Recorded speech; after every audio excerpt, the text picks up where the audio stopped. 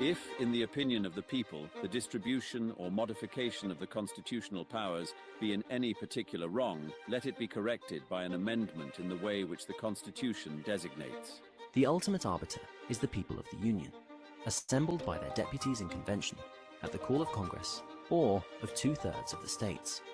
The final resort within the purview of the Constitution lies in an amendment of the Constitution, according to a process applicable by the states. By the 5th article of the plan, we may safely rely on the disposition of the state legislatures to erect barriers against the encroachments of the national authority. Article 5 equally enables the general and the state governments to originate the amendment of errors as they may be pointed out by the experience on one side or on the other.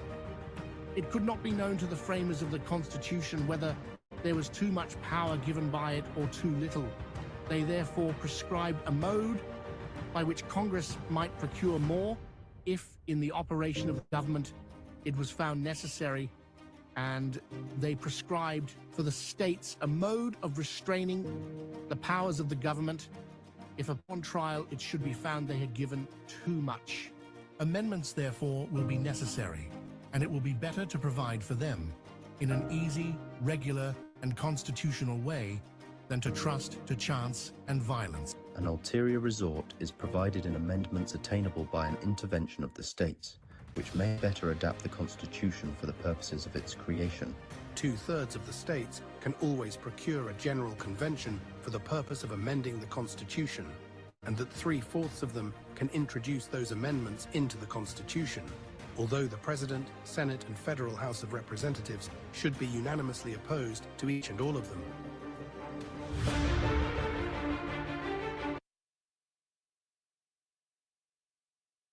Convention of States. America is spiraling out of control. People who respect neither our institutions or our citizens are in control of the levers of power in Washington, D.C. They intend widespread destruction to the foundations of our republic. The bottom line is that Washington, D.C. today enjoys almost unchecked power. This is a systemic problem that requires a systemic solution. This is about more than elections. Elections cannot and will not solve the problems of a broken system. The only solution big enough to fix our nation's problems is a convention for proposing constitutional amendments to rein in federal tyranny. This is the people's final check on D.C., exercised through their state legislators, the ingenious plan of the founders to make state legislators' ambitions for state power counteract federal officials' ambitions for federal power, for the good of the people.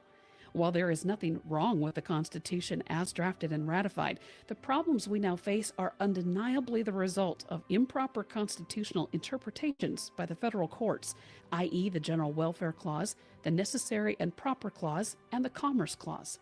Conservatives like to say that federal officials ignore the Constitution, but what they actually do is creatively lawyer around its limitations via Supreme Court rulings expanding federal power. We can and must restore the federal government to its proper limited place by pushing back on the expansion and effectively overturning bad Supreme Court precedents that have eviscerated the founders' intended limitations on our federal system. The Convention of States resolution seeks to do this by using the tool given to the states in Article 5 of the Constitution. It calls for an Article 5 convention limited to proposing amendments that impose fiscal restraints on the federal government, limit the power and jurisdiction of the federal government, and limit the terms of office for its officials and for members of Congress. How the process works. Article 5 of the Constitution provides two ways in which amendments may be proposed. Congress may propose them, or the states can call a convention of proposing amendments upon application of 2/3 of the state legislatures, or 34 state legislatures. Regardless of which way amendments are proposed, they must always be ratified by 3/4 of the states, or 38 states. The amendments that can be proposed must be germane to the resolution, limited by the language of the resolution itself, passed by the state legislatures as the subject matter of the convention. Only the proposed amendments that pass by a simple majority, 26 states, shall be put forth for ratification. They are mere suggestions until ratified. COS resolution language. The COS resolution's operative language defines the limits of the types of amendments that can be proposed. The operative language is as follows. Section 1, the legislature of the state of hereby applies to Congress under the provisions of Article 5 of the Constitution of the United States for the calling of a convention of the states limited to proposing amendments to the Constitution of the United States that impose fiscal restraints in the federal government, limit the power and jurisdiction of the federal government, and limit the terms of office for its officials and for members of Congress. Types of amendments that could be proposed: limiting Supreme Court justices to 9 members of the court, preventing the federal government from adding states without the affirmative consent of 3/4 of the existing states, a limitation on using executive orders and federal regulations to enact laws, a balanced budget amendment, including limitations on taxes and spending, imposition of generally accepted accounting principles, or GAAP, single subject amendment, 1 subject per bill in Congress, a redefinition of the General Welfare Clause back to original intent. The original view was the federal government could not spend money on any topic within the jurisdiction of the states. A redefinition of the Commerce Clause back to original intent. The original view was that Congress was granted a narrow and exclusive power to regulate shipments across state lines, not all the economic activity of the nation. A prohibition of using international treaties and law to govern the domestic law of the United States, placing an upper limit on federal taxation, requiring the sunset of all existing federal taxes and a supermajority vote to replace them with new, fairer taxes, Religious Freedom Amendment, prohibiting the government from further interference with our religious freedoms, regulatory curtailment by forcing Congress to vote on regulations instead of deferring lawmaking to regulators. Public opinion polling. Polling conducted across the nation indicates that on average, 65.7% of voters across party lines support the Convention of States resolution. That includes 81.3% of Republicans, 50.2% of Democrats, and 63.3% of others. Polling was conducted by Robert Cahaley of the Trafalgar Group, America's most trusted and accurate pollster in the 2016, 2018, and 2020 elections. COS founders. Convention of States was founded by Mark Meckler, co-founder of Tea Party Patriots and president of Citizens for Self-Governance, and Michael Ferris, founder of Homeschool Legal Defense Association, Patrick Henry College, and the former CEO of Alliance Defending Freedom. COS endorsers. Former U.S. Senator Rick Santorum now serves as senior advisor to Convention of States. Major endorsers include, but are not limited to, Mark Levin, Sean Hannity, Ben Shapiro, Governor Ron DeSantis, Representative Mark Meadows, Charlie Kirk, Pete Hegseth, Lieutenant Colonel Alan West, Dave Rubin, Representative Chip Roy, David Barton, James O'Keefe, Steve Dace, David Horowitz, Eric Metaxas, Dr. James Dobson, Representative Louis Gohmert, Senator Rand Paul, Senator Marco Rubio, Senator Jim DeMint, Governor Greg Abbott, the Honorable Jeb Bush, the Honorable Ben Carson, the Honorable Mike Huckabee, Governor Sarah Palin, Governor Bobby Jindal, Kenneth Cuccinelli, Representative Jeff Duncan, Representative Ralph Norman, Senator Jim Talent, and many more. The late U.S. Senator Tom Coburn was one of the leading proponents of COS and also Recording served in as a senior progress. advisor. Conservative legal heavyweights serving on the Convention of States Legal Board of Reference include Mark Levin, Professor Robert P. George, Professor Randy Barnett, Ambassador C. Boyden Gray, Matt Staver, Andrew McCarthy, Dr. John Eastman, Charles Cooper, Professor Nelson Lunt, Michael Ferris, and Mark Meckler. Strategy for passage of the COS resolution. The strategy for passage of the resolution is state-specific and is carried out by the 5 million-plus citizen activists recruited from within 100% of the state legislative districts. Citizen activists put the appropriate pressure on their state representatives to sponsor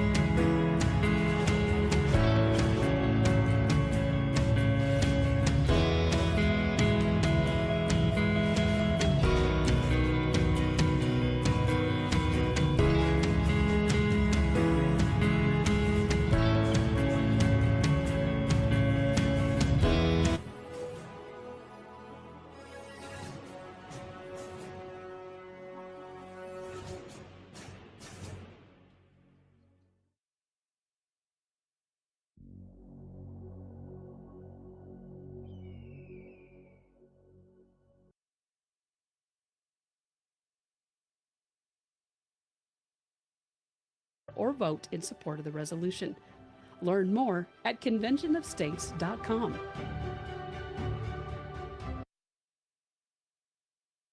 Hi, my name is Mark Meckler, and I'm the president of the Convention of States Project. You know, the root of the project, the foundation of the project, are volunteers.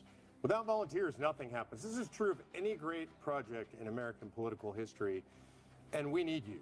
Whatever your passion, your skills, your acumen, your aptitude, we can definitely put you to work. We can definitely use them. Whether it's leadership, communication, technology, social media, all of those things are necessary to the project. We'll give you everything you need. There's nothing specific you have to bring to the table. We'll give you training, support, direction. You definitely don't need experience, so don't worry about it. You can do whatever you want to do. Scroll down, look through the list of various roles on this page, and pick one or more that interest you. We especially need district captains. This role is so important to our success. It's really the root of organizing in American politics, the district captain at the state legislative district level. If you're not sure which one's a good fit, don't get overwhelmed.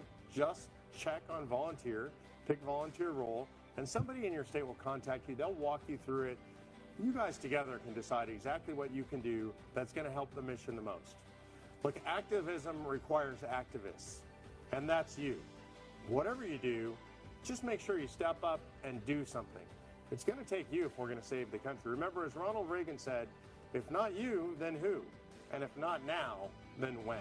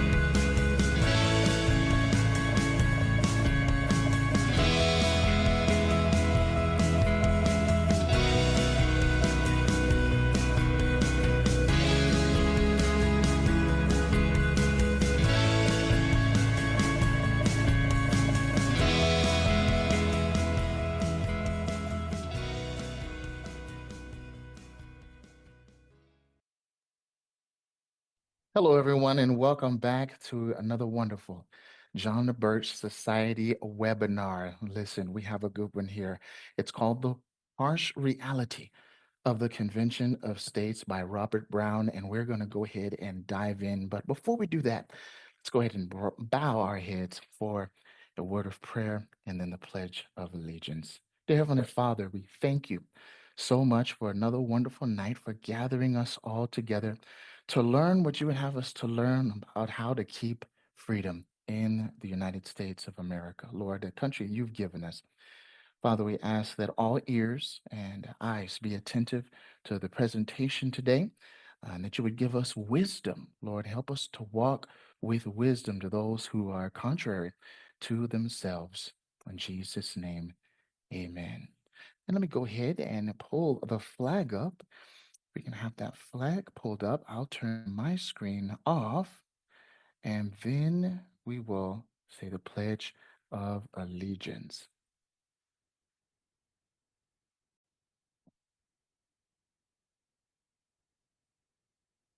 And if we don't have that, there we go. We pledge allegiance to the flag of the United States of America and to the republic for which it stands, one nation, under God, indivisible, with liberty and justice for all. Well, thank you so much, everyone, for tuning in. We have Robert Brown, a national spokesman on constitutional issues, and you may know him from lectures such as The Constitution is the Solution. Let me just share one little snippet before we get into what he has for us tonight. After viewing just 2 of these lectures on The Constitution is the Solution, One constitutional attorney from New Jersey said, I studied constitutional law under one of the most outstanding constitutional law lawyers in America, and I have learned more from the two DVDs that I saw than I did from that professor. So, without any further ado, a man who needs no introduction, Mr. Robert Brown. Thank you so much, Robert, for being with us, and we appreciate you. CJ, it's good to be back with you again. It's been a while, and I've been looking forward to this for a while. This topic is one that I fear is quite a threat to our country.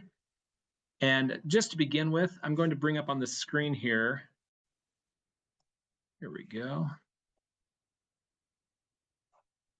Hopefully everyone can see that. This is the Constitution is the Solution video series that I produced, and a link at the top there where you can access the videos, the class handouts, and everything online free. So you can do your own classes and help others around you, along with you, study and get to know the Constitution and how to defend it. So I'm going to start off with a bit of a history lesson. I'm going to start with the year 1788. In 1788, the U.S. Constitution was not yet a year old. It was written in the summer of 1787. But by the spring of 1788, a sufficient number of states have ratified the new Constitution, and it has been declared ratified and will now be going into effect. But already at this time, we have a number of states pushing for a Bill of Rights, and two states notice that in the Constitution, in Article 5, there are two ways in which they could add amendments or changes to the Constitution. And these two states decide they're going to try the second one, the Article 5 Convention. What it says in Article 5 is that Congress can propose amendments, and with a 2/3 majority in the House, 2/3 majority in the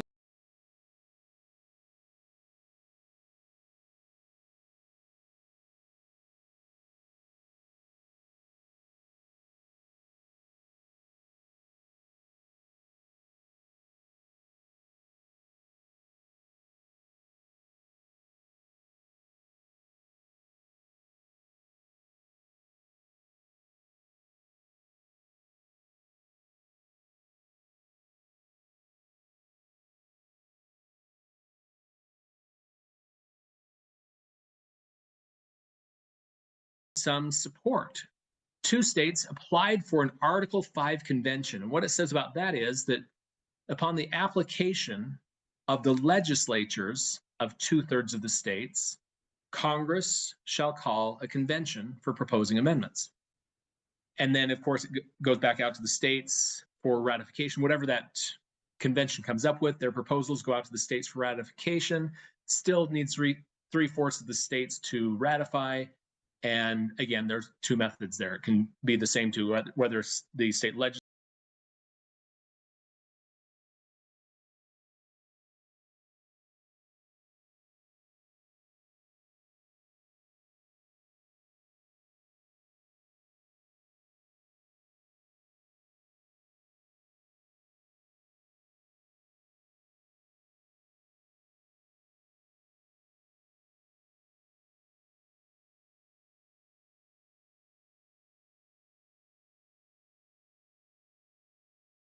And in light of that history, Madison writing all these letters about the Article 5 Convention in response to states applying for a convention, we have just actually about 2 years ago, Mark Levin on his show references these letters written by Madison.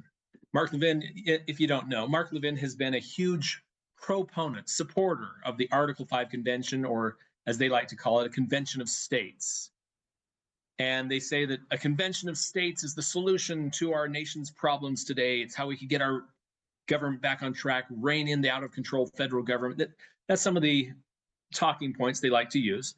And they especially lean on the idea that an Article 5 convention or convention of states is limited. It can be controlled.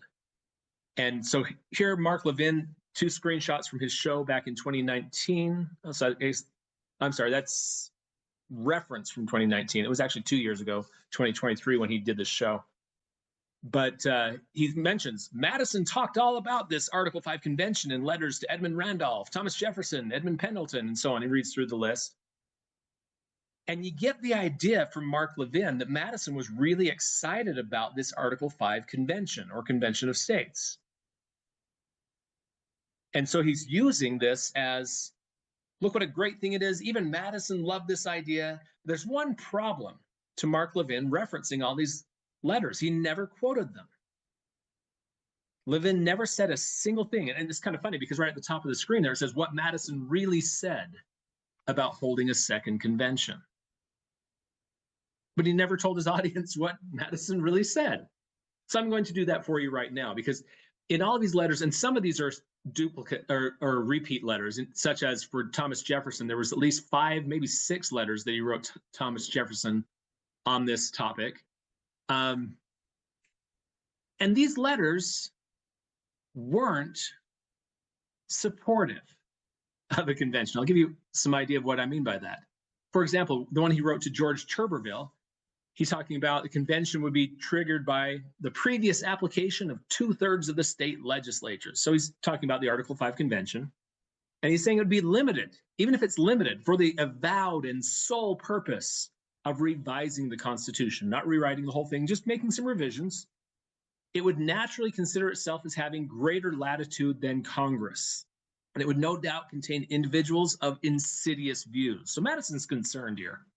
In fact, the reason Madison was writing all these letters was he's trying to stop them from this idea of having an Article 5 convention to propose the Bill of Rights.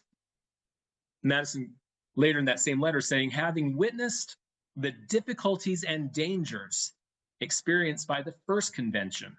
Now there he's referring to the 1787 convention where the Constitution was written. He felt that was, we luckily survived there. We came out with a great document, but it was very contentious. It was very, as he says, difficult and dangerous. Having witnessed the difficulties and dangers of that first convention, I should tremble for the result of a second convention meeting in the present temper of America. So that doesn't sound like Madison supporting an Article 5 convention, and yet Levin made it sound like, hey, look, Madison supports us. This is a great idea. You can see why Levin did not actually tell them what Madison really said in these letters. Here's another one to Thomas Jefferson, one of my favorites, where he says, the friends of the Constitution are fixed in opposition to the risk of another convention. Those who have opposed the Constitution are, on the other hand, zealous for a second convention.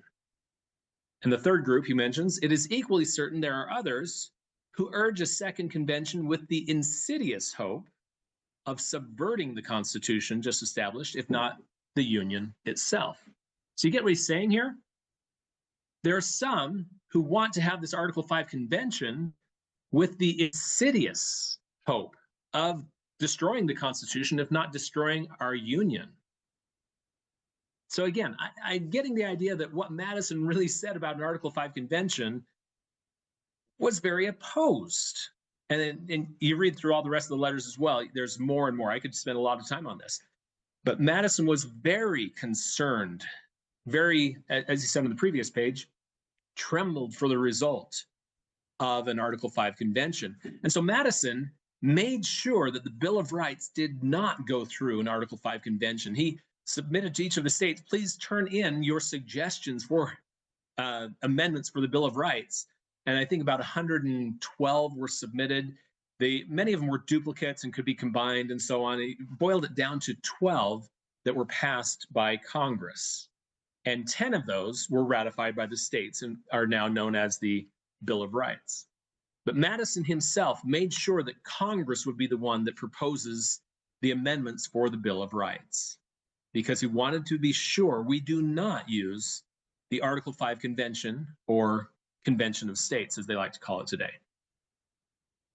Now, for those who in the audience might be supporters of an Article 5 Convention, Convention of States, I want to ask this question and answer this to yourself very honestly. Would you support this convention if it were being promoted as a completely open convention where everything's on the table. Anything and potentially everything in the Constitution could be subject to change. And the convention would have the power to write their own rules for ratification. Would you support the Article 5 convention if that was how it was being promoted? And I've asked this question in live presentations to hundreds of different convention of states promoters, and so far they all say absolutely not. We would not support the Article 5 convention if that's what it was, but it's something different. And they always want to reassure us that that is not what we're proposing. We're proposing a limited convention, and it's going to be, in fact, here's what they say. Number one, we can apply for a convention for a limited topic or set of topics, and the convention is then limited. They can't talk about anything else. And number two, in the Constitution itself, it defines the ratification process. The convention can't change that. It's going to be a great safety net because it takes 3/4 of the states to ratify any amendments. Any bad amendments aren't going to pass 3/4 of the states.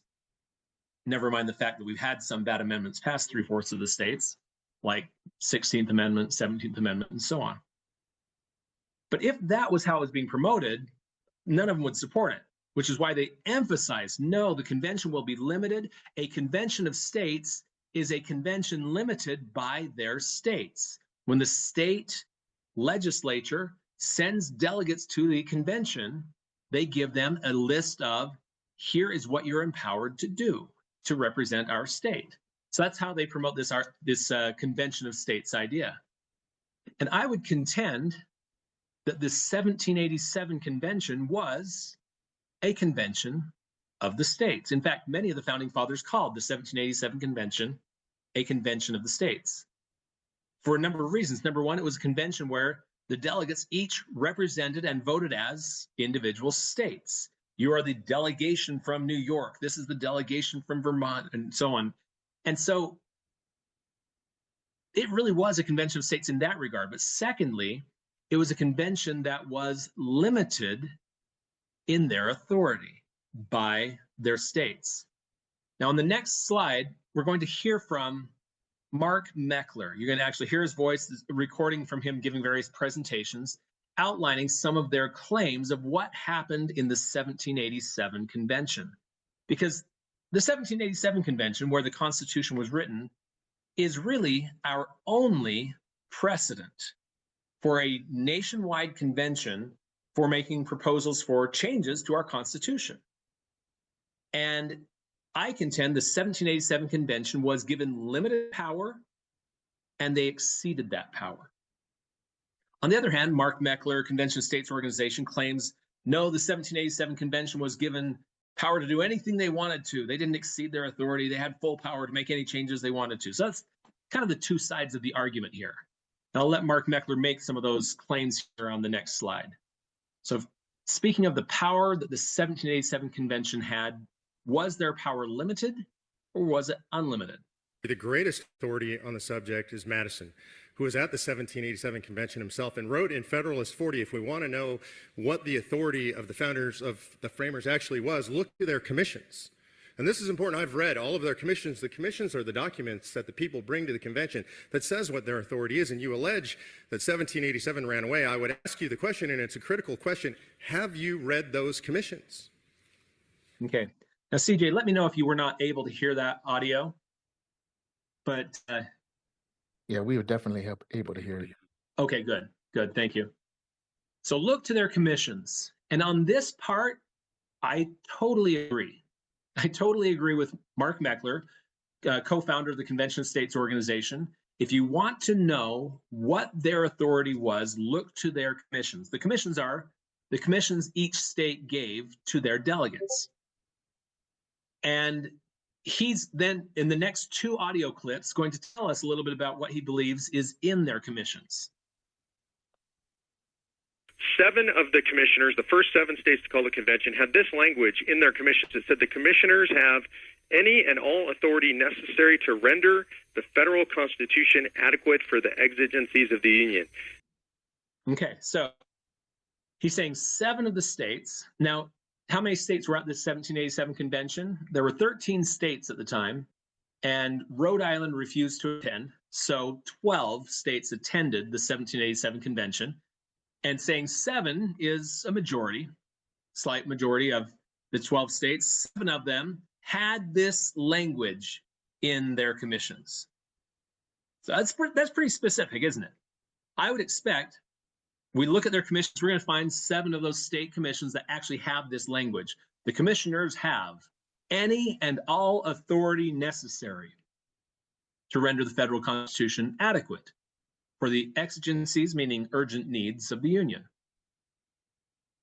Okay, that sounds like they have unlimited power, doesn't it? They can propose anything they want to, any and all authority necessary to render the federal constitution adequate. A few years later, on another interview, Mark Meckler says almost exactly the same quote. See if you can check if you notice the difference, though.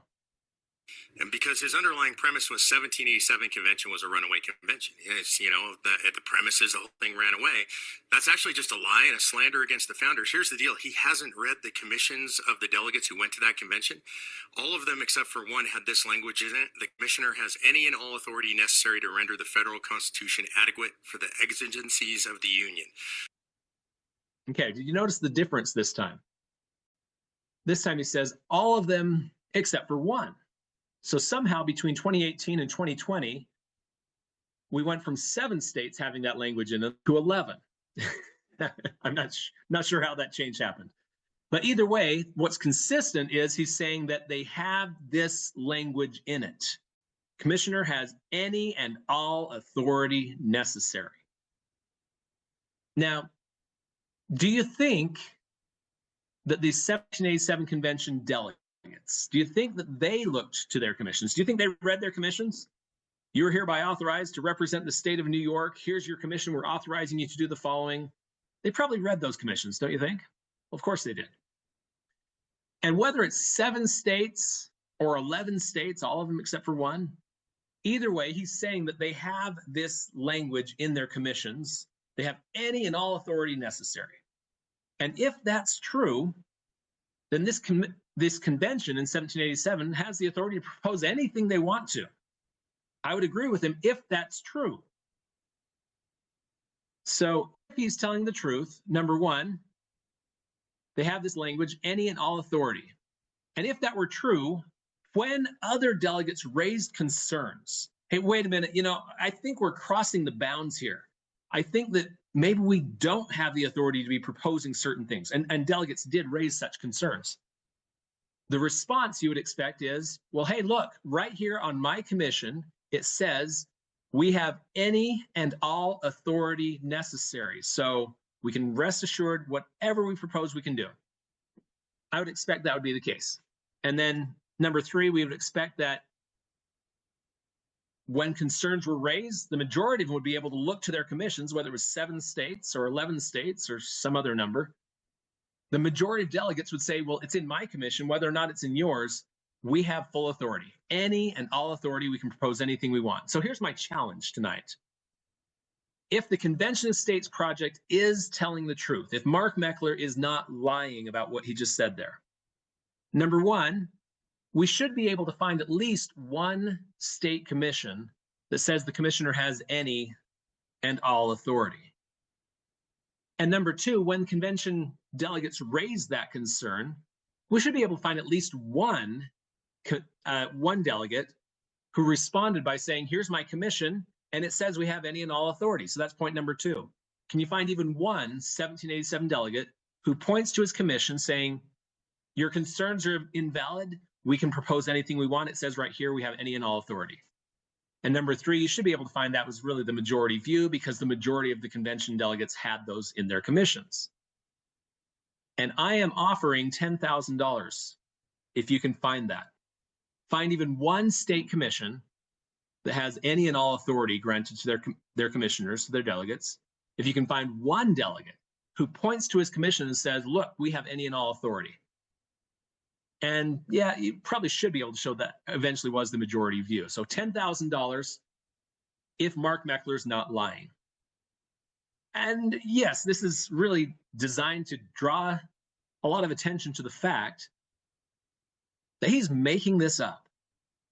Clearly, I'm not offering, and I've been offering this 10 grand for a few years now, and no one's been able to match these questions, even one of them, because it didn't happen the way Mark Meckler said it. They did not have this any and all authority necessary. It was a convention of the states with limited authority. They were limited to certain things that they could propose. And you'll see how that goes as we continue on the history lesson here. So we'll start with the delegates who looked to their commissions. At the beginning of the 1787 convention, and I'm going to pause for just a moment again, just to reiterate, why is the 1787 history so important? If the 1787 convention was a limited convention, and if they overstepped their bounds, that sets a precedent that if we call a limited convention of states today, they could also overstep their bounds just like the last one did. So as we get into what happened here, at the beginning of the convention, Virginia presented what was called the Virginia Plan. And many of the delegates recognized this is a lot more than I was anticipating.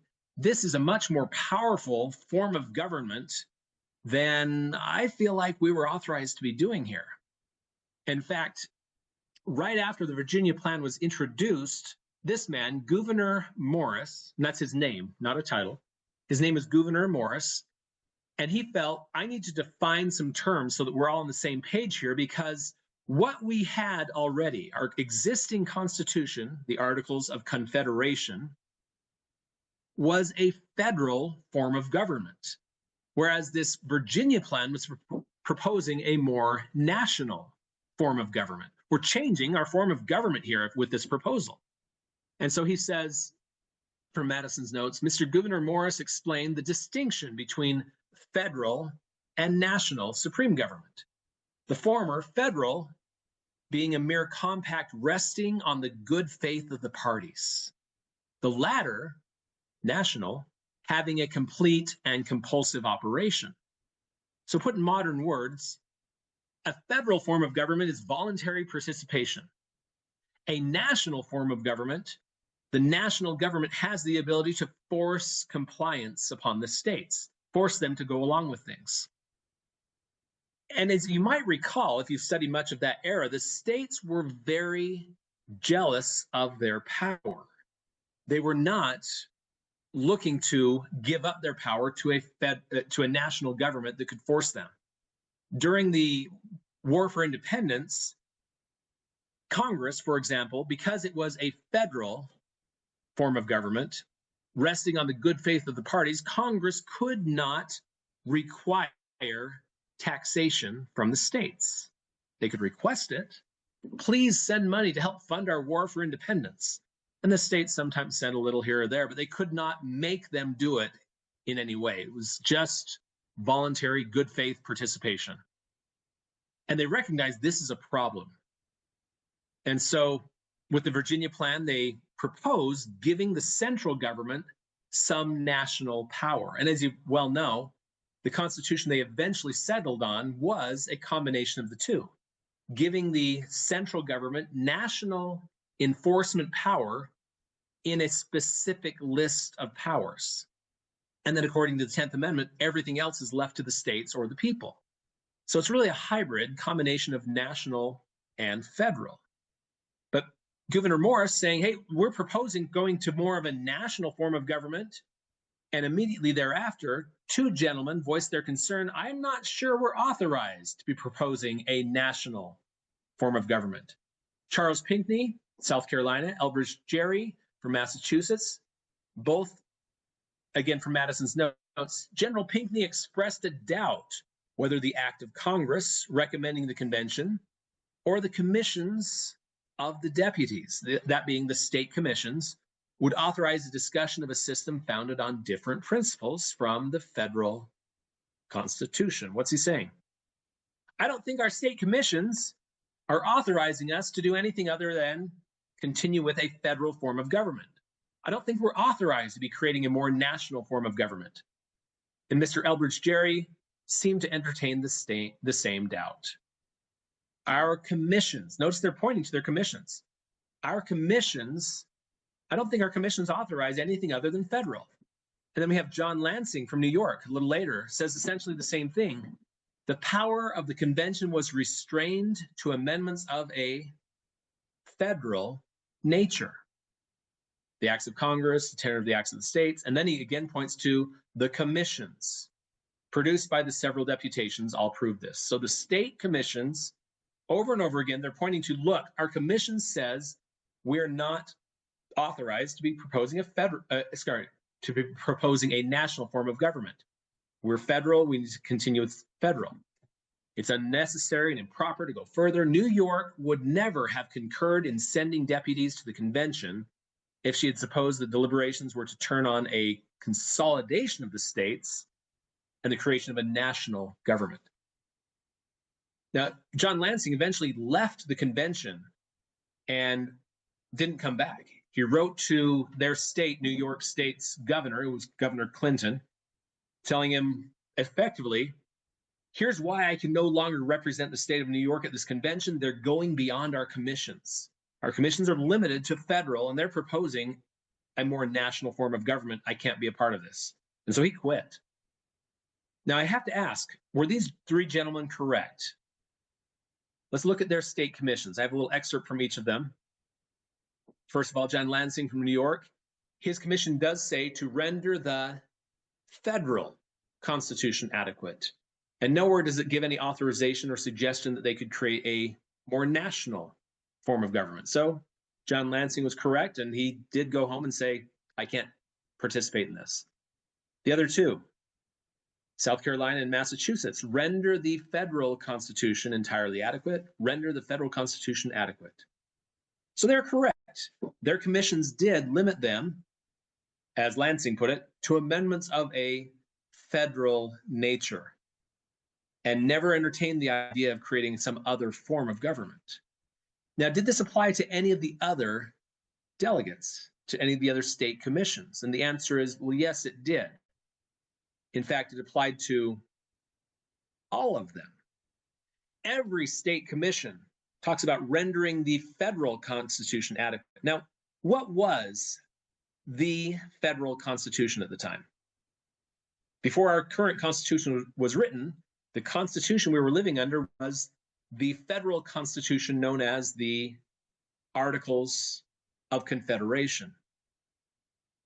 So we could just as easily put into each of these, render the Articles of Confederation adequate to the exigencies of the Union. Now, Madison in Federalist 4, he does talk about, there's nothing special about whether we called it the Articles of Confederation or we gave it a new name, Constitution for the United States of America, something of that nature. But every one of them was limited to rendering the federal Constitution or the Articles of Confederation adequate. So this was the view of several of the delegates to the 1787 convention. Hey, we're limited to amendments of a federal nature. Now, with most contentious political issues, there is an opposing view, at least one. In this case, the opposing view, delegates who pointed to specific authority in their commissions. You remember Mark Meckler did say, look to their commissions. They have this language in them. They have any and all authority. Well, there's a problem. None of their commissions said that. So we don't find any delegates who pointed to specific authority in their commissions. Hey, look, right here it says in my commission, I have any and all authority. None of them did that because it wasn't in there. But instead, in response to the concerns of these gentlemen who said we only have power to render the federal constitution adequate, we're limited to amendments of a federal nature, those with the opposing view said, but it's so necessary for us to create a more national form of government. So they didn't focus on whether or not they were authorized, they just focused on the necessity. And laying out some of that necessity, Edmund Randolph from Virginia, for example, says, I cannot conceive how they could have formed a system that provided no means of enforcing the powers which were nominally given it. What's he saying?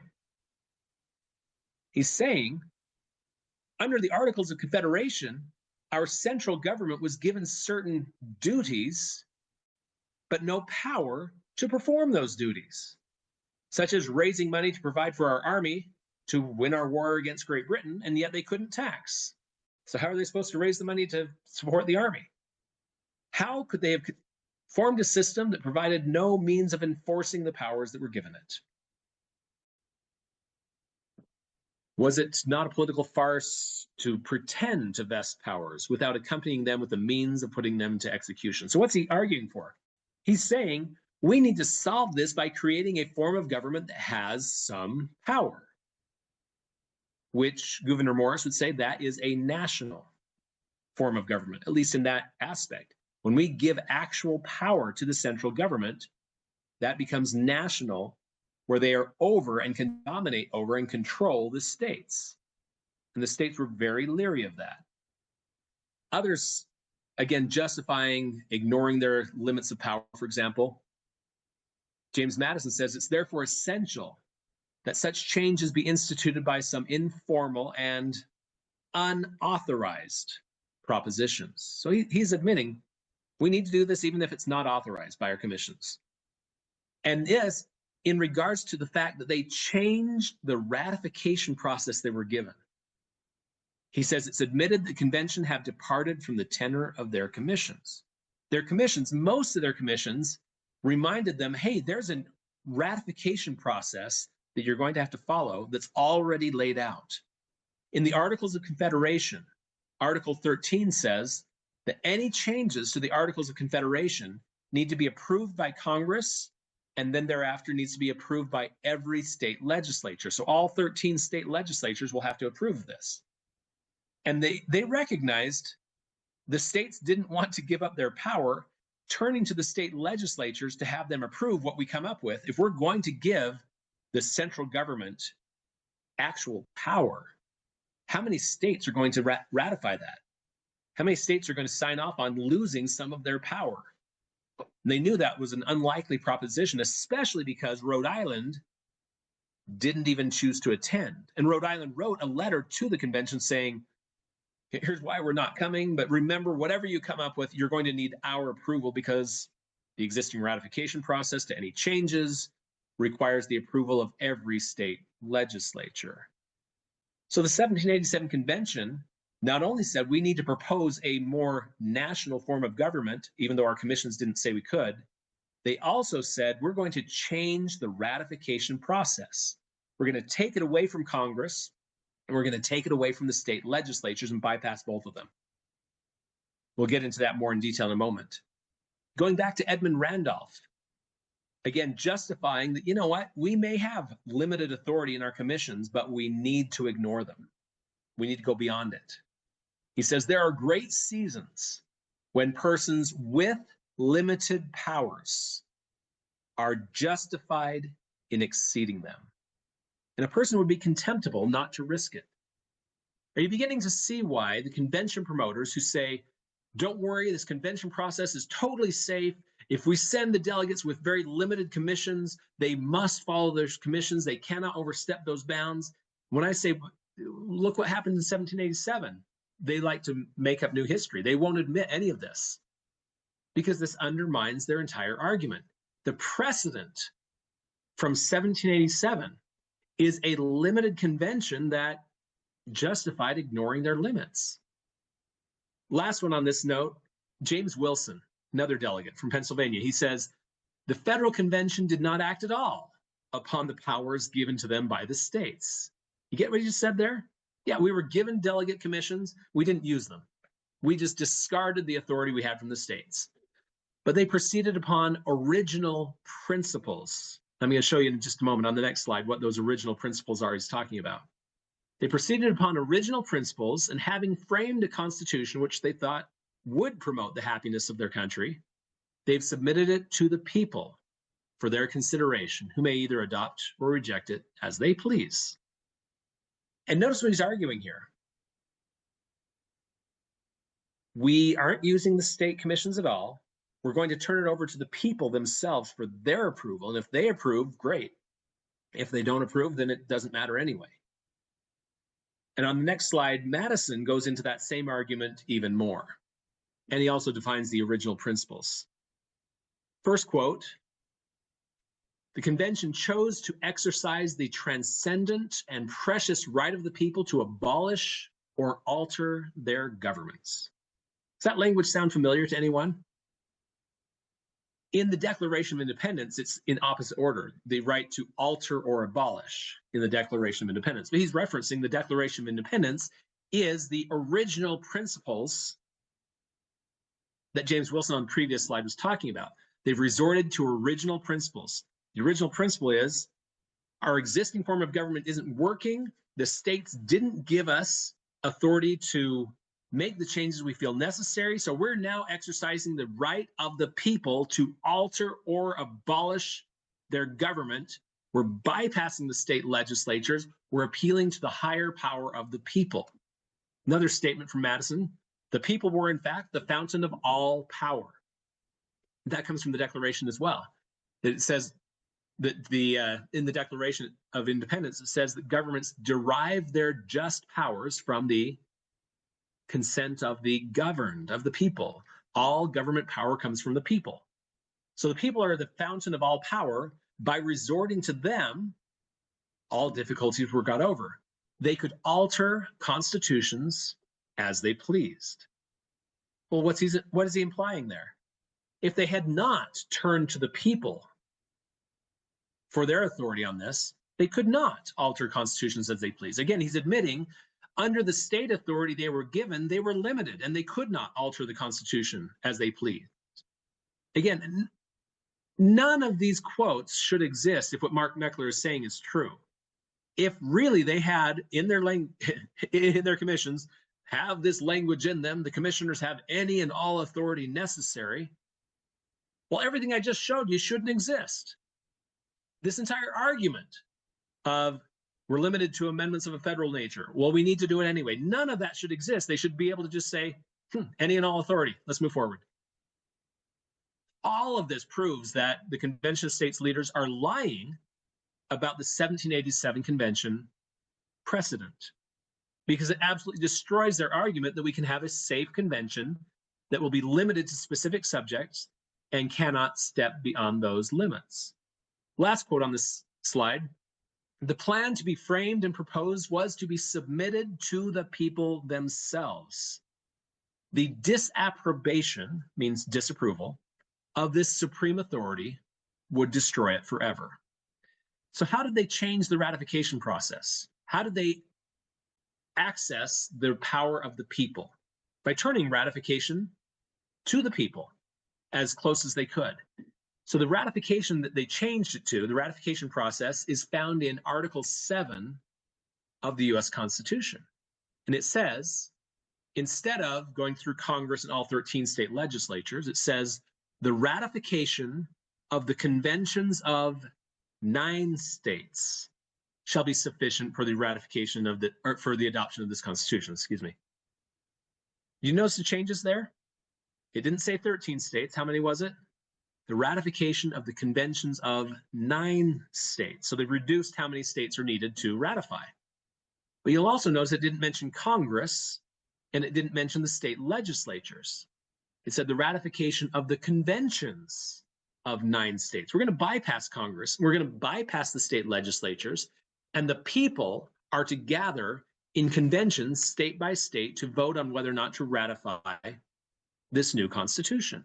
And in some states, including Rhode Island, it literally was a convention of every voter, every person in their state was able to have a vote on whether or not to adopt the new Constitution. So it really did turn the ratification and approval over to the people themselves. Isn't that interesting? So just to state this another way, the 1787 Convention precedent, they were sent as a convention of the states, but then they acted on the power of the people. The Convention of the States, limited by the states, would produce a document like this. The Articles of Confederation begins, "We, the undersigned delegates of the states." And if the 1787 Convention had continued as a convention of the states, whatever they came up with would very likely begin the same way. We, the undersigned delegates of the states, acting in their capacity as representatives of their individual states. But that's not what happened, is it? 1787 Convention was called as a convention of the states, but it was transformed into a different form of convention. How does the Constitution begin? What are the first three words? We, the undersigned delegates of states? No. We, the people. So they, as delegates of the states, transformed their convention into being a convention of the people. The convention of states can transform into being a convention of the people? Yes. A convention of the states is limited to whatever the states tell them they can do. A convention of the people is, again, as Madison said, the fountain of all power. A convention of the people is not limited. That is the source of all power, of all government power.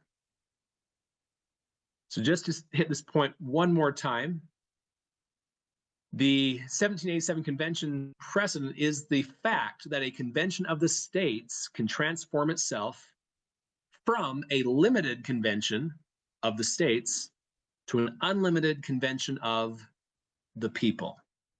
And in so doing, they're changing the ratification process as well. You remember the question I asked everyone to ask yourself at the beginning: would you support this convention if it was being promoted as a convention where everything in the Constitution is on the table? Anything and potentially everything in the Constitution could be changed, and the convention could then write their own rules for ratification. Would you support the convention under those terms? And the reason I started with that is because that is the precedent set by the 1787 convention. And if you said no, you wouldn't support that convention under those terms, then, to be honest, we all must oppose the Convention of States, because that is what it can be. If the 1787 convention was legitimate in transforming into Convention of the People, it would be equally legitimate for it to happen today. Now, I want to put this in today's context for you for just a moment. What would a convention look like today? If we were to have an Article 5 convention in today's political environment, who chooses the delegates? It's generally assumed that the state legislatures will select the delegates to represent your state. And for me, at least, in my state, I live in Utah, and we have a Republican majority. We do not have a conservative constitutionalist majority. And so I feel like, what kind of delegates would they choose? Not limited government constitutional-minded delegates. And as I've traveled around the country, even in some of the most conservative of states, I get that same answer. We have a Republican majority in our state legislature, but not so sure we really have a conservative majority. So what kind of delegates would they choose? Probably moderates and liberals to represent their states at a convention. He who chooses the delegates really chooses the outcome. If I'm handpicking very constitutional conservative delegates, it'd be a very different outcome than if someone like Nancy Pelosi is handpicking the delegates for the convention.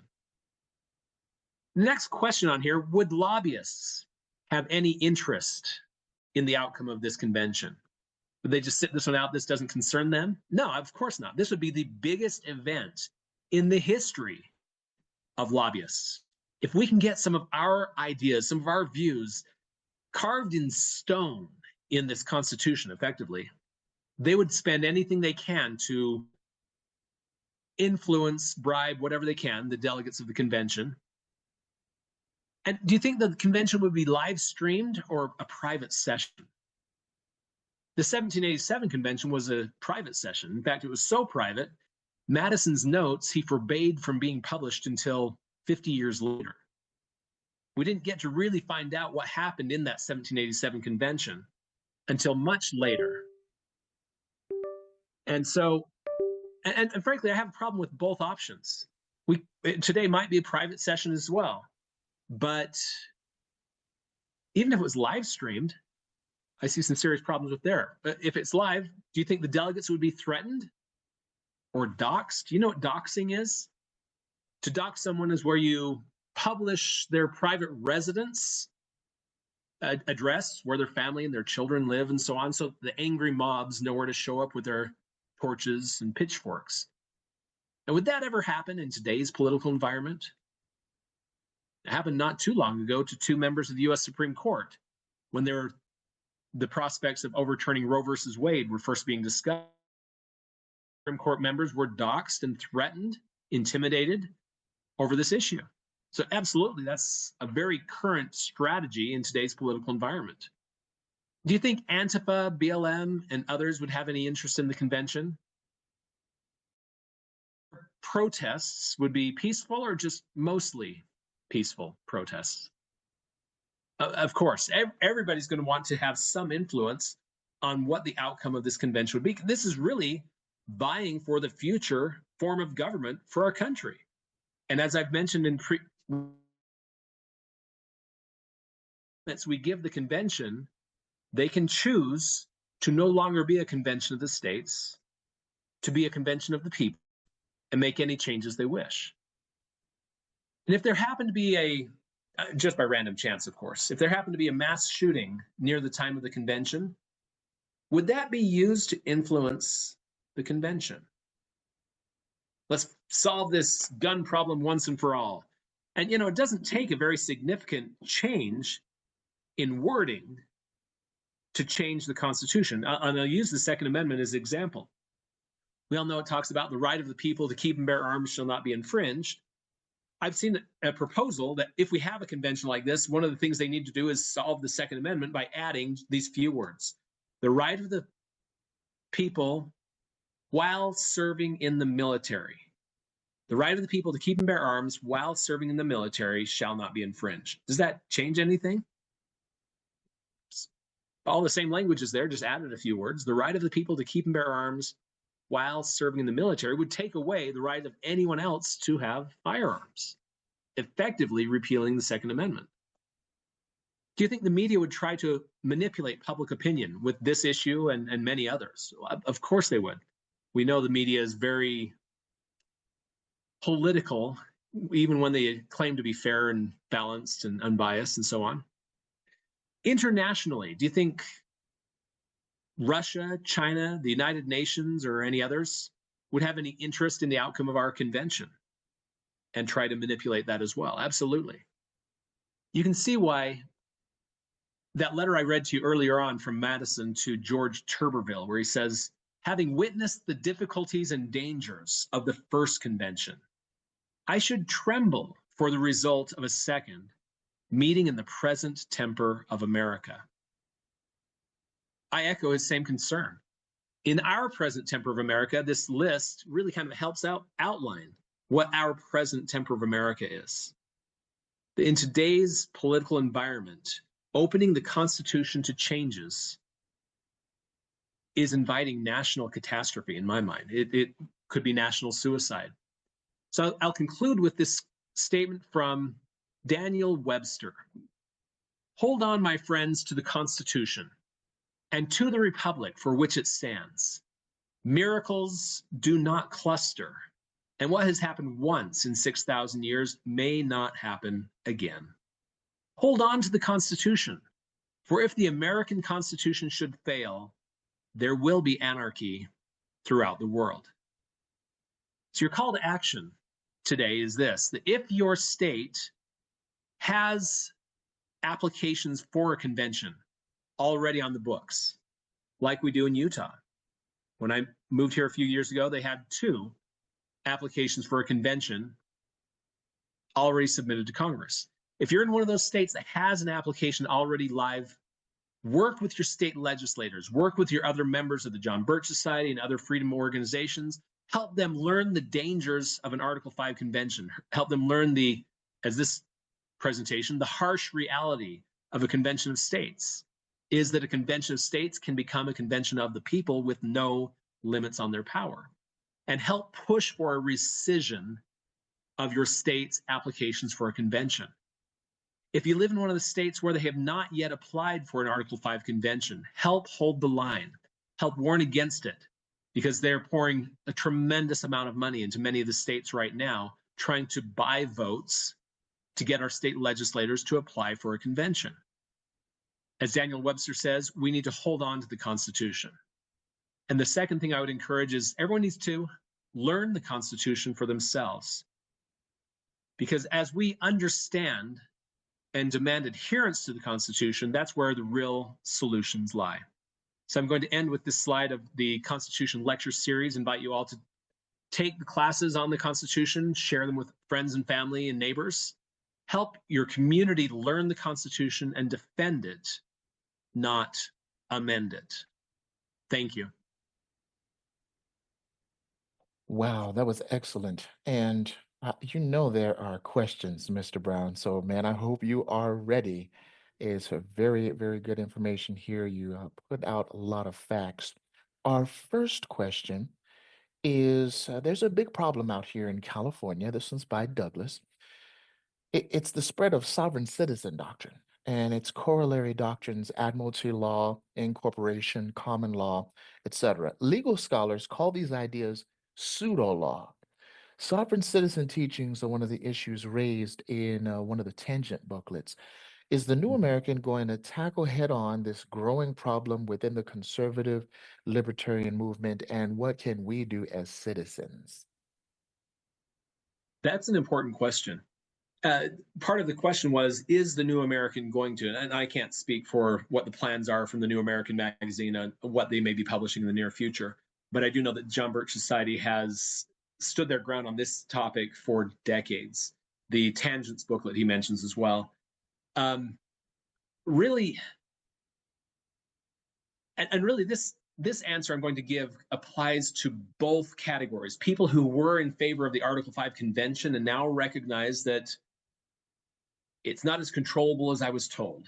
And you just took away from me the solution I thought was going to save our country. Same thing with the sovereign citizen movement and all that. It's something that we really need a better solution. We need a better solution than the Convention of States. We need to present them a better solution than the sovereign citizen movement. One of my great regrets is in my days when I was a field coordinator for the John Birch Society in Montana, I got to know and got to be friends with a gentleman there who was very far down the road of the sovereign citizen movement. He had been a very prosperous jeweler and quite wealthy, and a great asset to the freedom movement. But as he got into the sovereign citizen movement, he eventually got to the point where, of course, getting rid of the social security number, bank accounts, and everything that could identify him and give him any right to work in our state and so on, he no longer could have a job. He had to survive off of the donations of friends and family. He could not actually earn money above the table in any manner. Under the table, he could do jobs for people and things like that. He was living off of the good graces of friends and family. He only once ever disclosed to me where he lived because he was in hiding from the federal government. And he said, and this is my great regret, I wish I had done an audio recording of our discussion, because he sat there across from me almost in tears and said, if I could go back 20 years ago before I did all this and stop myself from having gone down this road, I would do it, because there's no way out now. There is no way for me to get back out of this and be able to be a prosperous and contributing patriot to the cause again. He's not able to help with the cause of freedom because he can't participate really. And his heartfelt plea was, please warn people against this. So I wish I had that as a live audio. You'll just have to take my retelling of the story. But that is really the problem with it, is when you go down that road, you're neutering yourself. You're making yourself no longer able to be effective in the cause of liberty. For that reason, I am going to give just a quick side note plug. If you go onto YouTube and look up the video, The Power of 500, you'll see a presentation given by a gentleman that looks a lot like me, only about a decade younger. And it talks about how a few hundred people pulling together in a congressional district, helping reacquaint their community with the understanding of the Constitution, the limits to it, helping expose how their congressman is following or not following the Constitution. A few hundred people is sufficient to get that congressman to start following the Constitution again. And in that video, I outlined how we did that very thing with our congressman in Montana, Denny Rehberg, who was following the Constitution anywhere from about 40 to 60% of the time. And in a matter of about 4 months, he suddenly jumped up to 80% and 90% and started thanking us for keeping him on track. He even called me his conscience, which I appreciate it. And so the Power of 500 is the John Birch Society program for how we can pull together. Oh, thank you for posting the link to it there. It's how we can pull together and be more effective than we can be individually in demanding constitutional enforcement. That is the real solution. There's a video that I talk about the Article 6 solution. The solution is Article 6, not 5. It's available on jbs.org as well, because Article 6 is constitutional enforcement. In Article 6 of the Constitution, it's the oath of office. Every person in government, whether elected or appointed, national, state, local, military, police, sheriffs, everybody's required to swear an oath of office to uphold the federal Constitution. And in Federalist 44, James Madison asks the question, why are all these state level positions required to swear an oath to uphold the federal Constitution? And his answer is that they have the duty of giving effect to the Constitution. They're there to enforce it. That's the whole purpose of them swearing an oath of office. And then in Article 6, Clause 2 is the Supremacy Clause, which is so misquoted today. All federal law is supreme according to the Supremacy Clause. No, that's not what it says. It says this Constitution and the laws made in pursuance thereof, in following the Constitution, shall be supreme. And Alexander Hamilton in Federalist 33 says, well, what does that mean about laws that are not made in pursuance of the Constitution? He says, these will be merely acts of usurpation and will deserve to be treated as such. He's telling our states that when you see the federal government overstep its bounds, your oath of office is to recognize that as an act of usurpation and to treat it as such. How do you treat a federal law as nothing more than usurpation? You ignore it, you block its implementation, and in some cases, you even go so far as to make it a crime within your state, punishable by 5 years in prison. That's what they did with some of them in the past. If any federal agent comes into our state and tries to enforce this law, we will imprison you for 5 years. Yeah. Wow. And so that's some of what they said to do. That's part of the Article 6 solution and part of the Power of 500, is that we need to understand the Constitution and demand adherence to it. There we go. There's another link in the chat for everyone for understanding the founder's brilliant solution to big government, Article 6 solution. Those are the real solutions. And the best way to get rid of bad ideas is to share a better one. So, long answer to that question, but I'm sure glad we brought that up. Thank you so much. Absolutely. Excellent. Scott asked some great questions. Scott, we love questions. Questions are the answer. If the convention was illegal, why did the states choose to ratify its recommendations? Okay, I appreciate that. One of the most common distortions of my position is that I believe the Constitution was illegally adopted. Now, nowhere in my presentation here did I say what they did was illegal. I did say that it was not authorized by their states, but they appealed to a higher power. Let me use an analogy here. If I go into a grocery store and I ask the grocery store clerk, okay, you got some lovely apples here. I'd like to get a whole case of them. You're not selling them by the case. If I were to buy a case of these apples, could I get a little bit of a discount? And the clerk says, I can't authorize that. No, I can't let you do that. Can I go talk to your manager or the store owner? Sure, yeah, he's in the back. Let me go get him for you. And the store owner comes out and we talk back and forth. And he says, yeah, I could actually give you a 10% discount on the case. And he authorizes it. What did I just do? I just went over the head of the authority of the store clerk. The store clerk represents the states.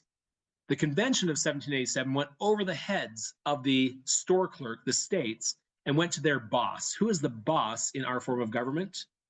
we the people.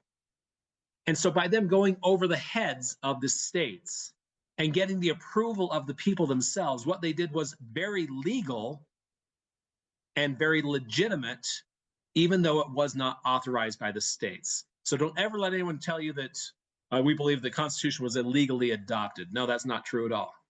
The second part to the question was, why did the states then ratify? And I would split hairs a little bit on the terms there, because the states' legislatures did not ratify. It was the states, but it was the conventions within each state that ratified. So again, it was the people. And the people ratified based on just simply not whether or not the Constitution was authorized by their states. They ratified based on whether or not they felt the Constitution was a good document. And that was the argument put forward over and over again. The anti-federalists, those against the Constitution, said that we shouldn't even be considering this Constitution. It was illegally proposed. They didn't have the authority. And the counter was, does it matter if a foe gives us a good idea? If someone we don't approve of gave us a good idea, is it still a good idea? It doesn't matter where the Constitution came from, whether it was from authority of the states or whether they took on the authority themselves. We're here to judge whether or not this Constitution is going to work for us. And so that was kind of the counter argument. The Constitution was not illegally adopted. It was legitimately adopted.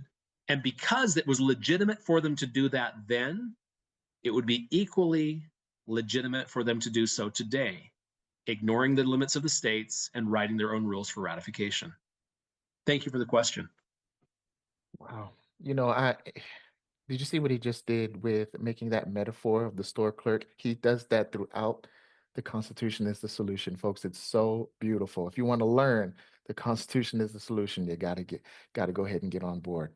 If I understand correctly, Devin says, if I understand correctly, are the conservatives that are pushing for a convention of states being duped? I know several well-intentioned, yet undereducated, highly Christian conservatives that are supportive of a convention of states. Great question. Thank you, Devin. And I'm going to be very polite and gentle on this. There are two categories here. The vast majority of supporters really just don't know any better. And to their credit, I understand. It's a difficult thing to have, on the one hand, convention of states coming in telling you all these things about the history of the Article 5 convention and so on, and how hard it would be to go through all the almost 20 years of research I've put into understanding this background that I've shared today. I don't expect everyone to instantly know, wait a minute, that 1787 convention didn't have any and all authority necessary. You don't expect someone to lie that blatantly, like Mark Meckler did. And so on the one hand, you do have their leaders who know full well that they're lying. And then you have many of their local supporters who innocently support, and we need to share with them the other side of the story, because what they've been told is not true. And as a quick side note, one of my great claims to fame, the two founders of the Convention of States organization, Mark Meckler and Michael Ferris, co-founded the Convention of States organization, both of them have been lined up on various occasions for a public debate on this topic.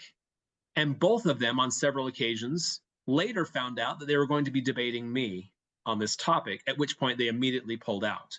Most recently, about a month ago, I was lined up to debate Michael Ferris. And initially, he thought he was going to debate someone else, and they said, you know, who would really be better is Robert Brown. Let's see if we can get in touch with him. I confirmed, and I said to the event organizers, in all fairness, you need to let Mr. Ferris know that he'll be debating me, not the other person he was thinking he was going to. And when you tell him, watch how fast he heads for the door. And they got back to me the next day and said, well, you were right. I didn't expect it that bad, but yeah, he absolutely says, under no circumstances will I debate Robert Brown. After today's presentation, hopefully you understand why that is the case. Because they're not telling the truth, and their supporters innocently are being told and assume they're not being lied to. This looks like a great solution to our nation's problems. We need to help them understand the dangers that Madison pointed to. Madison was the original person to defeat an Article 5 convention movement back in 1788 and 1789. And all of my arguments really stem from Madison's arguments from that time. Okay. That does clear things up a lot. The next question is from, and we just want to honor one of our state legislators, Pastor Lupe Diaz. Thank you so much for attending, sir. We appreciate you and your constitutional voting. Doesn't the referendums do the same thing? Referendum goes to the people overriding the legislatures. I think he's referring to. Citizen referendums where, for example, in my state, we can have signatures gathered for a certain referendum, it then becomes law, similar to the legislature, but bypassing the legislature. And yeah, that is correct. It is going to the higher power of the people themselves. It's nice that they actually allowed that into some state law, that, hey, we the people actually still have power. Yeah. But yes, it really is. Ultimately, with or without that, we the people have the unalienable right to alter or abolish our government, whether it's recognized in a constitution or a state law or not. We the people are as Madison said, the fountain of all power. All government power stems from the people approving that power, and we can rescind that approval at any time as well, as a whole, as the people. Right. And so do you think that would be a justifiable reason to give the Convention of States a shot? Meaning, what would be the harm in giving it a shot? Because it seems like with the constitutional voting record of the legislators today, they would somehow not allow what the people would want, simply because just going off of their constitutional voting record. I'm not quite following. Are we saying what would be the harm when things are so bad? Right. Based on how poorly they're following the Constitution as it is? Right, exactly. Yeah. And one thing that we struggle with today is recognizing how much freedom we still have. You don't know how bad it can get until the Constitution's totally gone, frankly.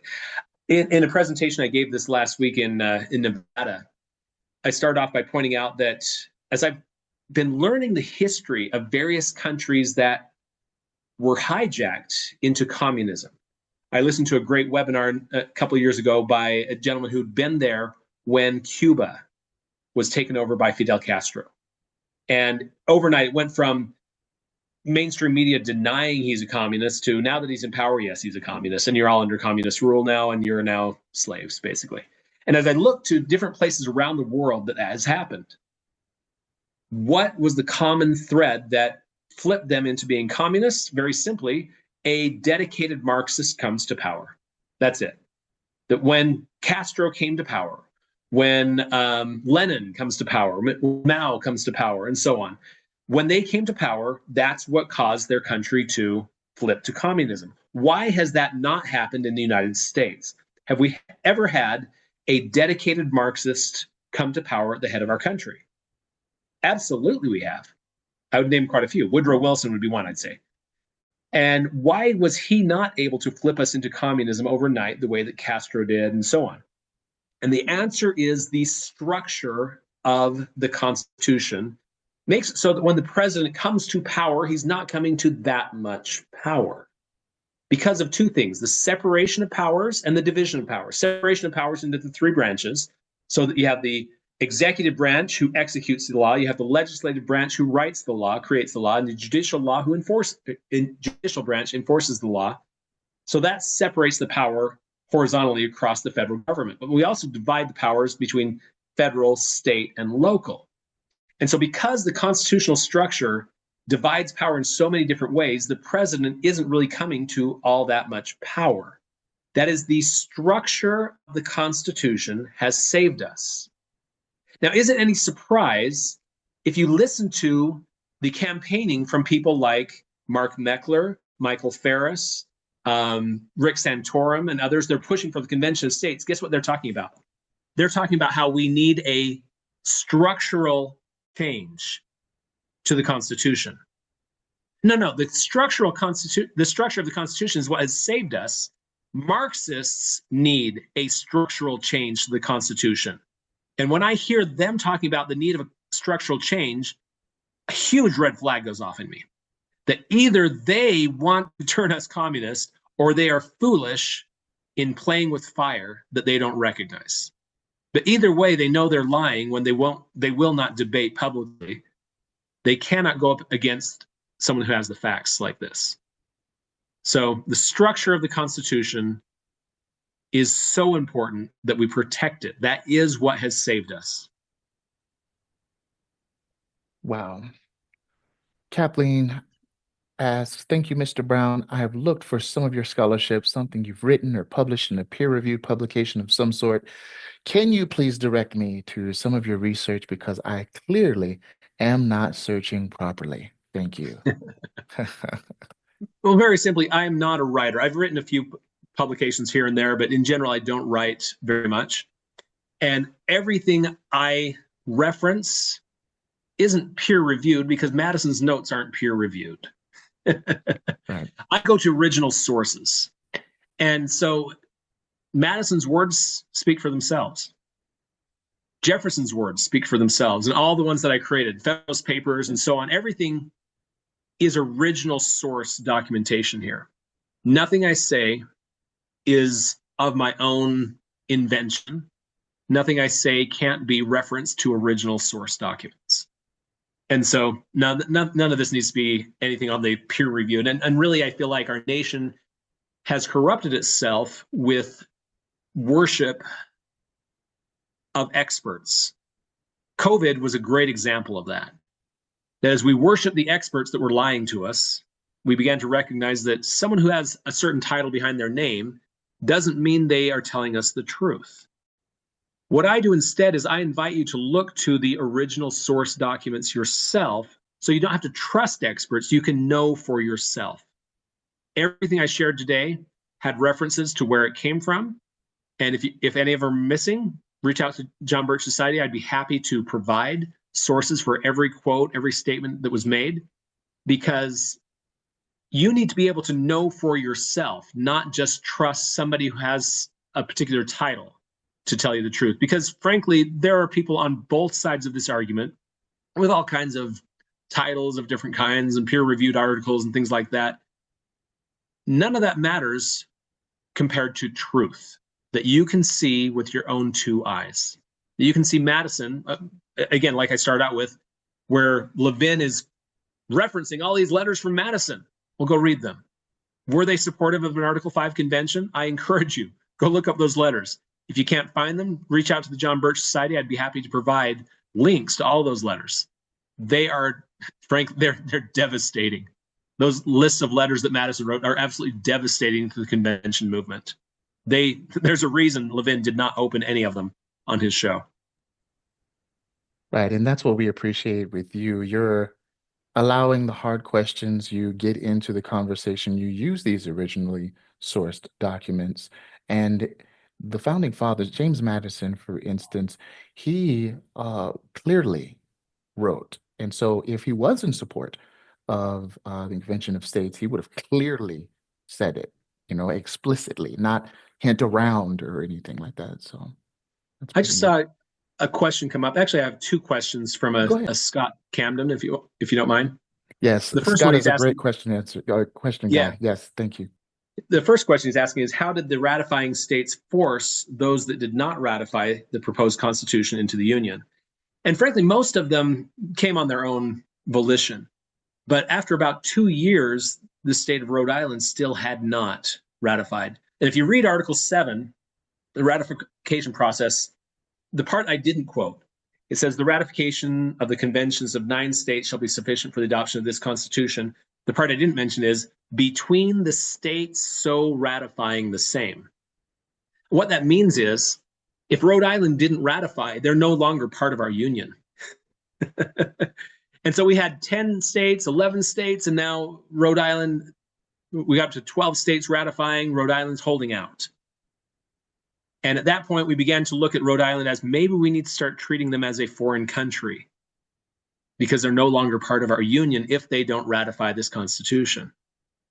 And that was really, I suppose, part of the major pressure that was put on Rhode Island, that we're just going to cut you out of the deal. You're no longer part of our union anymore. That pushed them into it. Where did the other question go? I can't find it. There's a question he just brought up. How did the convention enforce its recommendations on the Continental Congress and the states? How did the convention enforce its recommendations on the Continental Congress and the states? Okay, so what he's saying here is, I think basically, how did the convention get Congress and the states to follow the new ratification process? And there's some interesting debate that we have some record of from Congress at the time, that they look at this new Constitution and it doesn't include them in the ratification process. And several of them said, we don't have any authority to ratify or approve this because it cuts us out. And so they eventually decided to, and this is the words of one of the members of Congress there. He says, they concluded at length to transmit it merely without approval or disapproval. They just simply transmitted it out to the states, and they voted on transmitting it. And to make it look like we're approving the transmission of it. But they didn't actually ever vote to approve the new Constitution or the ratification process. And then the same thing happened within the states, that they transmitted this to their state conventions. They called for the state conventions because it says right here, we need to ask the people if they approve it. I think there was one other question that he asked that I saw pop up, but I don't see it on the list here anymore. Okay. Maybe we can just comb through the comments and find it. Here's another one that stands out. Is there no language at all in the 1787 commissions that says any and all authority? No, there is not. That was a Rachel Talbot. He only showed parts of each of the commissions and talked about serving the needs to change the federal constitution. Yeah. The language any and all authority does not appear anywhere, even though Mark Meckler says they have this language in it. And even if it did say that, you have to realize, even if it did say the way he said it, they have any and all authority to render the federal constitution adequate. He just limited that any and all authority anyway in that context, even if it was unlimited except for this limit of federal. So, yeah. Okay. We have another question here. Joe Wolverton's Article 5 Guide for Citizens and Citizen Legislators, page 49, states that convention promoters are correct when they say that in 1787, Congress had no authority to call a constitutional convention, and therefore the 1787 convention was not a runaway convention. They were, quote unquote, too correct for their own good. Could you explain what he meant by this statement? I had a little trouble following that. Where is that one? That was the anonymous attendee and starts with Joe Wolverton's Article 5 Guide. I'm trying to find it here. There it is. It states that convention promoters are correct when they say the 1787 Congress had no authority to call a convention. That's true. And then the 1787 convention was not a runaway convention. Okay, and that is, yeah, there's some misinformation in there for sure. Congress did not have the authority to call the convention. And actually, if you look to Michael Ferris's big publication that he claims is the proof that the 1787 convention wasn't runaway, he totally focuses on this idea that the 1787 convention did not get their authority from Congress. Congress did approve a kind of a commission, a letter saying, we encourage all the states to come out to the 1787 convention for the sole and express purpose of revising the Articles of Confederation. Now, that's very limiting. And some people historically have pointed to that, saying Congress limited the 1787 convention to amending the Articles of Confederation. I will concede to the Article 5 convention promoters that wasn't limiting the 1787 convention, because the convention wasn't called by Congress. Congress didn't have the authority, frankly, to do anything. And so Congress didn't have the authority to limit the convention. And some convention opponents have pointed to that, saying that was the limit on their authority. They exceeded that limit. I contend that wasn't the limit on their authority. I agree with Mark Meckler. If you want to know what their limits of authority was, look to their commissions from their states. And what Congress did, their stamp of approval on the convention had no actual limiting authority to it. So in that way, they're kind of missing the mark. The real limits on the authority of the 1787 convention came from their states, just like they're proposing to do today with a convention of the states. As states apply for a convention, they're applying for a convention limited to a balanced budget amendment or term limits or whatever. They're trying to get the states to put the limits on, like they did in 1787. And like happened in 1787, they overstepped the limits put on them by their states. Right. There's one from Gene Nyman. Are all or most of the sources from the Federalist Papers that you've used in your presentation? That's a good question. Today I didn't go into the Federalist Papers, really. There's a little bit of Federalist Papers in there. Most of it came from the records of the 1787 convention from Madison. There are a few other citations from other records from the 1787 convention, like the one from Edmund Randolph, where he says, there are great seasons when persons of limited powers are justified in exceeding them. That one was not in Madison's notes. That one came from, I think that one was from Farron's notes, if I remember correctly. There were a few, like Federalist 40, that was cited a couple times from Madison, some of Madison's quotes. But for the most part, we really focused on 1787 convention records. Awesome. And then a little bit from some of the conventions, the ratifying conventions in the states, such as when James Wilson said that the convention did not act at all upon the powers given them by their states. That was a state ratifying convention where they're saying the convention didn't have any authority to do this. And he admits, you know what, you're right. We didn't use the authority of the states. We're looking at the power of the people. So he kind of concedes and then shifts to, if the people approve, then it's approved. The manager has said yes to the discount on the case of apples. Nice. Awesome. Goldberg asks, is it lawful to prohibit individuals from activities that promote a form of government which is unconstitutional, such as Islam and communism? Can such organizations be shut down and or the individuals involved be prosecuted or even lose their citizenship and be deported? Goldberg is not playing around. That's a huge question. And I don't see it here on here, so I'm going to have to just kind of go from memory. Number one, yes, the federal government does have constitutional authority when it comes to people migrating into our country. That's found in Article 1, Section 9, Clause 1. It was a delayed grant of power that after 1808, Congress will have the power to block migration, free people coming in, as well as importation of slaves. And so in regards to that, foreigners they can deport, really based on constitutionally passed laws of Congress. And so because Congress has that authority, the president can't create his own standards. But for the most part, what I see Trump doing is, for the most part, enforcing congressional law in that regard. When it comes to them trying to impose other forms of government, in that I would suggest the kind of the libertarian perspective of I have the right to govern myself until it starts affecting the rights of someone else to govern themselves.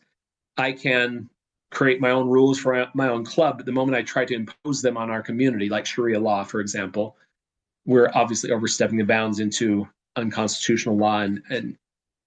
And really, again, at that point, the government does have the authority to protect our rights. Going back to the Declaration of Independence, the whole purpose of government, that to secure these rights, governments are instituted. That's the whole purpose of government. And so in regards to that, yes, the purpose of the government, federal and state and local, is to protect the rights of one from being abused by another. Okay. And James asks, what are your thoughts on the approach of common law using the maxims? not sovereign citizen approach. This is done by sending affidavits to representatives, instructing them what they are doing against our constitutional rights and what to do differently. Thank you, James, for your question. Very good question. Yeah, nothing wrong with that. Main thing I look at is what's going to get the most effect. Whether we do it in that manner, which gives it more of an air of legitimacy, it looks a little bit more grounded in legal background and so on. If you're one person, whether I'm just calling into my congressman telling him, hey, I want you to vote for or against something, or whether you're going to that extent, either way, one person isn't difficult to ignore. And I'm sure any of us that have been politically active have experienced that. And so with the power of 500, the purpose there is let's pull together a number of us who can call on them for the same purpose. As we began calling on our Congressman Denny Rehberg in Montana, saying, here, you didn't follow the Constitution in this vote, and in this vote, and this vote. His voting changed almost overnight just by having a few hundred people calling him on the constitutionality of his voting. And that's using the power of the people in numbers rather than trying to use an air of law behind us, because frankly, they're already disobeying law when it comes to following the Constitution. And so I feel like we'll get a lot more efficacy as we follow the pulling together people and the concept of the power of 500. So again, nothing wrong with it. I just think we'll have more success the other direction. Okay. Anonymous asks, do you think we could have a convention of states if more of our legislators were constitutional? I'm glad you asked this question. And here's the deal. In today's political environment, if we were to pull up the anchor of the US Constitution and drift to the center of political thought, and we reset our constitutional anchor there, would that move us closer to the views of Marx or Madison? Since 1787, which direction have we as a people shifted? Have we shifted more towards limited government and liberty as a mindset, or are we more Marxist as a whole? We're far more Marxist. And so the real problem here is, if we were to have a constitutional convention of states in today's political environment, we're likely to get that shift towards more Marxism. If our legislators were more constitutional, there wouldn't be a call for an Article 5 convention. For example, I did a debate a few years ago in which the question was brought up, why did the Founding Fathers not include a balanced budget requirement in the Constitution? And my debate opponent's answer was, I don't know, I wish they had. And my answer was, because they gave us something better. The enumeration of powers in the Constitution is so immensely superior to a balanced budget requirement. The balanced budget proposals that are circulating out there right now typically have to have some kind of an escape clause during times of national emergency. For example, there's the BBA movement from the 70s and 80s that says that in the absence of a national emergency, Congress will be required to balance the budget. Well, when's that?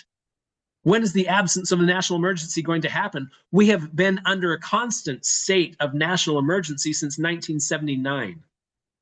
And last I saw, we were under 30 simultaneous national emergency declarations. That kind of an escape clause means we will never balance the budget. And if we did word it in some way that forces them to balance the budget, are they going to lower spending or raise taxes? I think they're going to raise taxes. So again, we're not really any better off here. Whereas if we were to be obeying the Constitution as written today, the enumeration of powers that the founders gave us is so much better than a balanced budget requirement. Over 80% of the federal budget today is unconstitutional. If we were just following the enumeration of powers, we would have over a $2 trillion surplus annually, by my last estimations. We'd begin paying down the national debt, and the federal government would be far less abusive and intrusive in our daily lives. And that's what it would look like if we were following the Constitution more strictly, if our state legislators were doing their duty of enforcing the Constitution more, if our members of Congress were enforcing the Constitution more. You would hardly recognize the changes you'd hardly be, the federal government that we have today would almost totally disappear. It would be so different from what we have today. So isn't that what the founding fathers gave us? Enumeration of powers, massively trimming the federal budget, getting the federal government out of our lives. Isn't that immensely better than merely balancing the budget by raising taxes?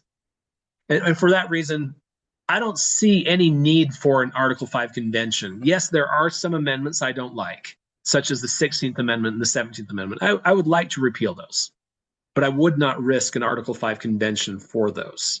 If we were strictly obeying the Constitution as I just described, the 16th and 17th Amendments suddenly become much less of a problem.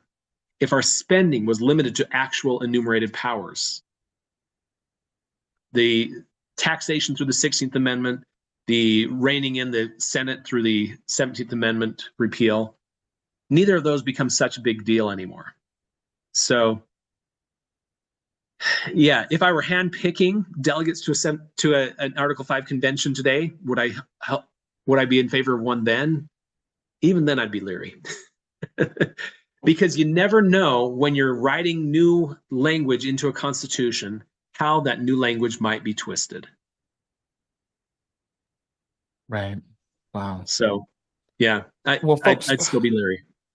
right, right, folks, I do appreciate all your questions. Could you please not forget them? We want to make sure that those questions are answered. They're very important to us, and we do have to respect your time. We could go on and on with this, Robert. So, guess what that means, Mr. Brown? Would you be opposed to actually coming back on again if you're okay, if your time permits, in a future date? Oh, yeah, I'd welcome that. That'd be fun. Awesome, awesome. Well, we want to thank the Mesa chapter and every one of you for attending. And if you're not a member of the John Birch Society, won't you get with the one who invited you to this, or perhaps go ahead and sign up now, jbs.org/join. We're going to actually pin that right there. We appreciate you for attending. And we are making America great again by making America states again. And the harsh reality of the Convention of States is something that you already know now of its harshness. Mr. Brown, we just want to thank you for coming on board with us and educating us on that. I want to leave you with a quote, and this is from McGregor Burns. Burns wrote in his 1984 book, The Power to Lead, "Let us face reality. The framers of the Constitution have simply been too shrewd for us. They have outwitted us. They designed separated institutions that cannot be unified by mechanical linkages, frail bridges, tinkering. If we are to turn the founders upside down, to put together what they put asunder, we must directly confront the constitutional structure they erected." And perhaps this is something that they've done. Mr. Brown, I'm going to leave you with the last word. God bless every one of you.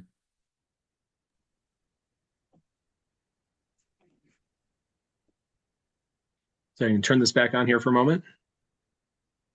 There we go.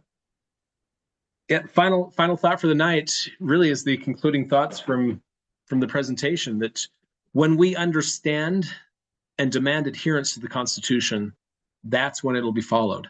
That's why I'm so adamant that we all need to learn the Constitution. We need to study the Constitution, take the free Constitution is the Solution course from JBS, learn how to defend the Constitution against usurpation as well as against the changes that various people are trying to make to it. We all have a duty. Alexander Hamilton referred to in Federalist 16 the people as the natural guardians of the Constitution. In that regard, we all have a duty to help protect and sustain the Constitution. Thank you. May God bless America.